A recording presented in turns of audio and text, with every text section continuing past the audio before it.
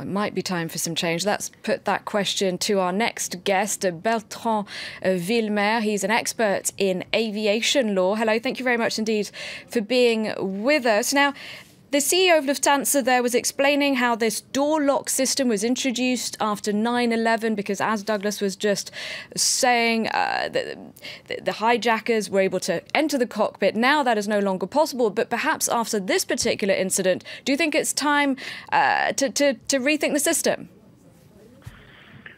I think there is several ways to solve this type of problems. So first one is a technical one, but the proof is down that the technical solution is not obviously the sufficient sufficient alone. I think you can also try to see the procedures possibility. In some companies, you have some rules which oblige the aircrew to be unless 2% in the cockpit. So if a member of the aircrew has to go out of the cockpit, he is obliged to be replaced by a commercial crew, commercial personal crew, during the time he is out of the cockpit. So with that procedures, there is no case where the pilot is alone in the cockpit. So when the CEO said there's no system that could have stopped the co-pilot from doing what he did, had it been a different airline, there might have been someone else in there with the co-pilot then? You know, you have three different procedures to open the door. The first one is the normal one. You ring and the pilot see your face on the screen. In the cockpit, and he opened. The second one is the emergency code. With the emergency code, you are going to tap when you want to enter the cockpit. With that code, the electrical lock open automatically. Even the pilot don't want to authorize the person to go in, for example, the terrorism who catch this emergency code. The pilot see on the screen that it's not a member of the aircrew who want to enter the cockpit, so you don't authorize the entry of the cockpit even if the person have the emergency code. The third solution is to cut out all the electrical power in the aircraft. It's obviously impossible to do that when the aircraft is in flight. We do that when the aircraft is on ground. Sometimes the door can shut itself, and you're obliged to cut all the electrical power. And when you do that, the electrical device get out, and the door can be opened. You know, that is the three solutions.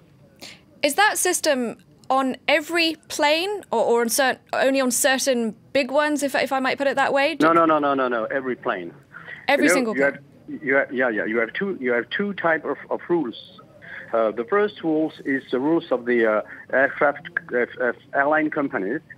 If the company want to transport passengers, paying passengers, they're obliged to respect all the rules of the ECAO organization.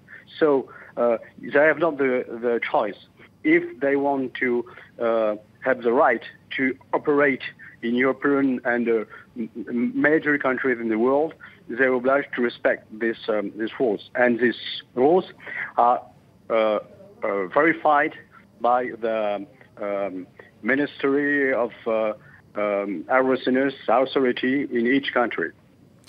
Sir, Doug Herbert here. I just want to be clear on one thing.